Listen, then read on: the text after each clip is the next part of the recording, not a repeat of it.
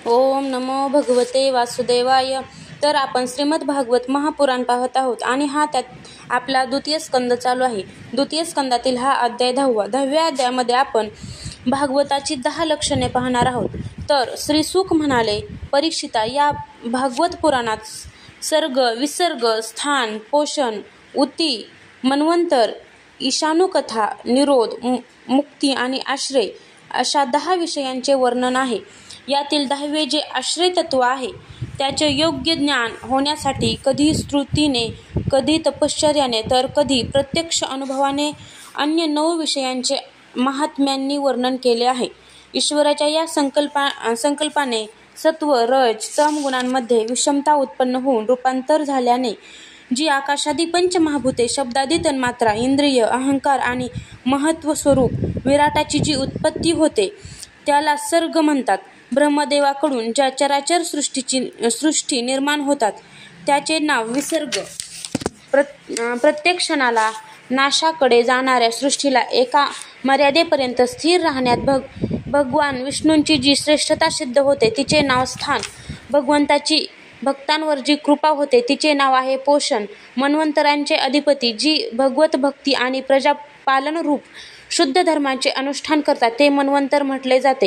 जीवांना कर्मांच्याद्वारे बंधनात टाकणाऱ्या वासना त्या उती. भगवंतांच्या विविध अवतारांच्या आणि त्यांच्या भक्तांच्या विविध आख्यानांनी युक्त अशा ज्या कथा त्या ईशानुकथा होत. योग निद्रेचा स्वीकार करून भगवंत शयन करतात तेव्हा जीवांचे आपल्या उपाधीसह भगवंतात लीन होते त्याला निरोध म्हणतात. अज्ञानांचे कल्पना केलेले कर्तृत्व, भोक्तृत्व इत्यादी अनाद्व भावांचा त्याग करून आपल्या परमात्मरूप वास्तविक स्वरूपात स्थिर होणे म्हणजे मुक्ती होय. परीक्षिता, या चराचर जगाची उत्पत्ती आणि प्रलय या तत्वाने प्रकाशित होतो ते ब्रह्मच आश्रय आहे. शास्त्रात त्यालाच परमात्मा असे म्हटले आहे. नेत्र इत्यादी इंद्रियांचा जो अभिमानी द्रष्टा जीव आहे तो इंद्रियांच्या अधिष्ठात्री देवता सूर्य इत्यादी रूपात सुद्धा आहे आणि जो नेत्र, गोल इत्यादींनी युक्त दिसणारा देह आहे तोच या देहोंना वेगवेगळे करतो. या तिघांपैकी एकाचा जरी अभाव झाला तरी दुसऱ्या दोघांचे ज्ञान होऊ शकत नाही. म्हणून या तिघांनाही जो जाणतो परमात्म्याच्या सर्वांच्या अधिष्ठान केलेले आश्रय तत्व आहे त्याचा आश्रय तो स्वतःच आहे, दुसरा कोणी नाही. विराट पुरुष जेव्हा ब्रह्मांड फोडून बाहेर पडला तेव्हा तो स्वतःला राहण्यासाठी ठिकाण शोधू लागला. त्या शुद्ध संकल्प पुरुषाने स्वतःला राहण्यासाठी पवित्र पाणी निर्माण केले. विराट पुरुष रूप नरापासून उत्पन्न झाल्या कारणाने पाण्याचे नाव नार असे पडले. त्या आपणच उत्पन्न केलेल्या नारामध्ये तो पुरुष 1000 वर्षापर्यंत राहिला म्हणून त्याचे नाव नारायण पडले. त्या नारायणांच्या कृपेनेच द्रव्य, कर्म, काल, स्वभाव आणि जीव आदींची सत्ता आहे. त्यांनी उपेक्षा केली तर कोणाचेच अस्तित्व राहणार नाही. त्या अद्वितीय नारायणांनी योगनिद्रेतून जागे होऊन अनेक होण्याची इच्छा केली तेव्हा त्यांनी आपल्या मायेने अखिल ब्रह्मांडाचे बीज स्वरूप अशा आपल्या सुवर्णमय वीर्याचे 3 भाग केले. अधिदैव, अध्यात्म आणि अधिभूत. परीक्षिता, विराट पुरुषाचे एकच वीर्य 3 भागात कसे विभागले गेले ते एक. विराट पुरुषाच्या इकडे तिकडे हलण्याने त्याच्या शरीरातील आकाशापासून इंद्रिय बल, मनोबल आणि शरीर बलाची उत्पत्ती झाली. त्यापासून या सर्वांचा राजा तो प्राण तो उत्पन्न झाला. राजाच्या पाठोपाठ त्याचे सेवक जसे चालतात तसेच सर्वांच्या शरीरातील प्राण प्रबळ असेल तरच सर्व इंद्रिये सुद्धा प्रबळ राहतात आणि प्राण जेव्हा सुप्त होतो तेव्हा सर्व इंद्रिये सुद्धा सुप्त होतात. जेव्हा प्राणांचे येणे जाणे वेगाने होऊ लागले तेव्हा विराट पुरुषाला तहान भुकेचा अनुभव होऊ लागला. खाण्यापिण्याची इच्छा होतात. सर्वात प्रथम त्याच्या शरीरात मुख प्रकट झाले. मुखापासून टाळू आणि टाळूपासून रसेंद्रिय प्रकट झाले. त्यानंतर ज्याचा जीभ ग्रहण करते ते अनेक प्रकारचे रस उत्पन्न झाले. जेव्हा त्याला बोलण्याची इच्छा झाली तेव्हा त्याच्या मुखापासून वाकंडी इंद्रिय, त्याची अधिष्ठान देवता अग्नी आणि त्याचा विषय बोलणे हे 3 प्रकट झाले. त्यानंतर पुष्कळ दिवसपर्यंत त्या जलातच तो पडून राहिला. श्वासाच्या वेगामुळे नासिका छिद्रे प्रकट झाली. जेव्हा त्याला वास घेण्याची इच्छा झाली तेव्हा त्याच्या नाकात घ्राणेंद्रिय येऊन बसले आणि त्याची देवता वास पसरविणारा वायू प्रकट झाला. प्रथम त्याच्या शरीरात प्रकाश नव्हता. नंतर त्याला जेव्हा स्वतःला आणि दुसऱ्या वस्तू पाहण्याची इच्छा झाली तेव्हा डोळे, त्याचा अधिष्ठाता सूर्य आणि नेत्रेंद्रिय प्रकट झाले. जेव्हा वेदरूपी ऋषी विराट पुरुषाची स्तुती करू त्याला जागे करू लागले तेव्हा त्याला ऐकण्याची इच्छा झाली. त्याच वेळी कान, त्यांची अधिष्ठात्री देवता, दिशा आणि त्रात्रेंद्रिय प्रकट झाले. यामुळे शब्द ऐकू लागले. जेव्हा त्याला वस्तूची कोमलता, कठीणता, हलकेपणा, जडपणा, उष्णता, थंडपणा जाणण्याची इच्छा झाली तेव्हा त्याच्या शरीरामध्ये त्वचा निर्माण झाली. पृथ्वीपासून जशी झाडे उगवतात त्याचप्रमाणे त्या त्वचेपासून रोम निर्माण झाले आणि त्याच्या आत बाहेर वाहणारा वायू प्रकट झाला. स्पर्श ग्रहण करणारे त्वचा इंद्रिय निर्माण होऊन त्याने शरीराला सगळीकडून लपेटून घेतले. त्यायोगे त्याला स्पर्शाचा अनुभव येऊ लागला. जेव्हा त्याला अनेक कर्मे करण्याची इच्छा झाली तेव्हा त्याला हात फुटले. त्यांना ग्रहण करण्याची इच्छा आणि त्याची अधिदेवता इंद्र तसेच या दोन्हींच्या आश्रयाने होणारे ग्रहणरूप कर्म प्रकट झाले. जेव्हा त्याला इष्टस्थळी जाण्याची इच्छा झाली तेव्हा त्याच्या शरीराला पाय आले. त्याबरोबरच अधिष्ठाता यज्ञ पुरुष प्रकट झाला आणि चालण्याचे कर्म प्रकट झाले. माणसे याच चरणांनी चालून यज्ञ सामग्री एकत्रित करतात.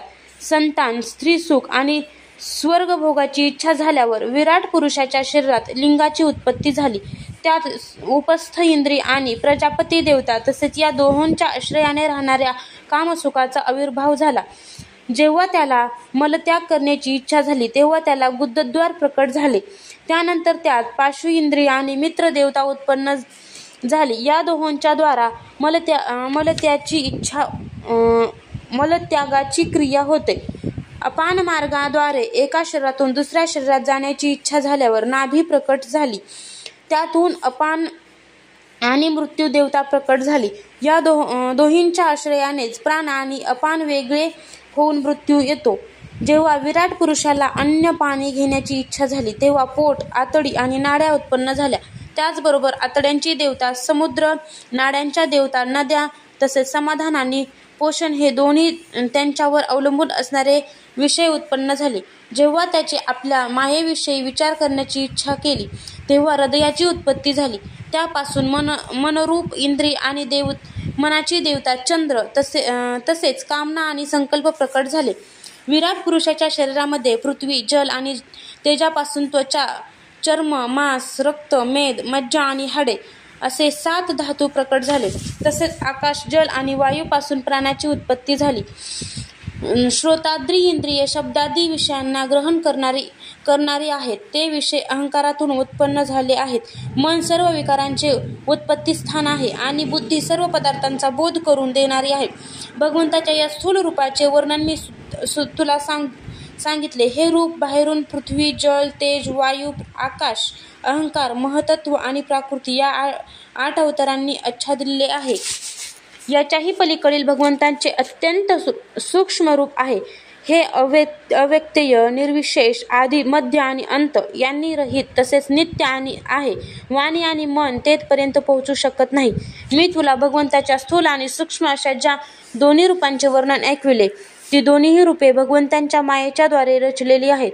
म्हणून विद्वान पुरुष या दोन्ही रूपांचा स्वीकार करीत नाहीत. वास्तविक भगवंत निष्क्रिय आहेत. आपल्या शक्तीने ते सक्रिय बनतात. नंतर ते ब्राह्मणांचे रूप धारण करून स्वतः शब्द आणि त्याचा अर्थ या रूपात प्रकट होतात. नंतर ते अनेक नामे, रूपे आणि क्रिया याचा स्वीकार करतात. परीक्षिता, प्रजापती, मनु देवता, ऋषी, पितर, सिद्ध, चारण, गंधर्व, विद्याधर, असुर, यक्ष, किन्नर, अप्सरा, नाग, साप, किंपुरुष, उरग, मातृका, राक्षस, पिशाच, प्रेत, भूत, विनायक, कुष्मांड, उन्माद, वेताळ, यातुधान, ग्रह, पक्षी, मृग, पशु, वृक्ष, पर्वत, सरपटणारे प्राणी अशी संसारात जेवढी नामरूपे आहेत ती सर्व भगवंताचीच आहेत. जगात चर आणि अचर भेदाने 2 प्रकारचे तसेच जरायुज, अंडज, स्वेदज आणि उद्भिज्ज अशा भेदाने 4 प्रकारचे असे जितके जलचर, स्थलचर, आकाशात उडणारे प्राणी आहेत ते सर्वच्या सर्व शुभ, अशुभ आणि मिश्र कर्मांची फळे आहेत. सद्गुणांच्या प्राधान्याने देवता, रजोगुणांच्या प्राधान्याने मनुष्य आणि तमोगुणांच्या प्राधान्याने नरकवासीय योनींची प्राप्ती होते. या गुणांमध्ये सुद्धा जेव्हा एक गुण दुसऱ्या 2 गुणांमध्ये दबला जातो तेव्हा प्रत्येक गतीचे आणखी 3 भेद होतात. जे भगवंत जगाचे पालन पोषण करण्यासाठी विष्णुरूप घेऊन देव, मनुष्य, पशु, पक्षी इत्यादी रूपात अवतार घेतात आणि विश्वाचे पालन पोषण करतात. प्रलयाचा काल आल्यावर तेच भगवान आपणच निर्माण केलेले या विश्वाचा जसा वायू मेघमालेला आपल्यात लीन करून घेतो त्याप्रमाणे कालाग्नी स्वरूप रुद्राचे रूप धारण करून आपल्याला लीन करून घेतात. महात्म्यांनी भगवंताचे अशा प्रकारे वर्णन केले आहे. परंतु याच्याही पलीकडील ते असल्याकारणाने तत्वज्ञानी पुरुषांनी त्याला अशा रूपातच केवळ पाहता कामा नये. सृष्टीची रचना इत्यादी कर्मांनी निरूपण परमात्म्याशी कर्माचा आणि कर्तेपणाचा संबंध जोडण्यासाठी केलेला नाही, तर कर्तृत्वाचा निषेध करण्यासाठीच केलेला आहे, कारण ते मायेमुळे कल्पिलेले आहेत. हे मी ब्रह्मदेवाचे महाकल्पासह इतर कल्पांचे वर्णन केले आहे. सर्व कल्पांमध्ये सृष्टिक्रम एकसारखा आहे. फरक एवढाच आहे की महाकल्पाच्या प्रारंभी प्रकृतीपासून क्रमशः महतत्व इत्यादींची उत्पत्ती होते आणि कल्पाच्या प्रारंभी प्राकृत सृष्टी जशीच्या तशीच राहते. फक्त चराचर प्राण्यांची विकारजन्य सृष्टी नवीन निर्माण होते. कालाचे मोजमाप कल्प आणि त्याच्या अंतर्गत असलेल्या मन्वंतरांचे वर्णन यापुढे करण्यात येईल. आता तू पद्मकल्पाचे वर्णन लक्ष देऊन ऐक. शौनकांनी विचारले, सूत महोदय, आपण आम्हास सांगितले होते की भगवंताचे परमभक्त विदुरांनी जवळच्या कुटुंबियांना सोडून पृथ्वीवरील निरनिराळ्या तीर्थक्षेत्री भ्रमण केले. त्या तीर्थयात्रेमध्ये त्याचा मैत्रेय ऋषींबरोबर अध्यात्मसंबंधी संवाद कुठे झाला? तसेच त्यांनी प्रश्न विचारल्यावर मैत्रेय ऋषींनी कोणत्या तत्वाचा उपदेश केला?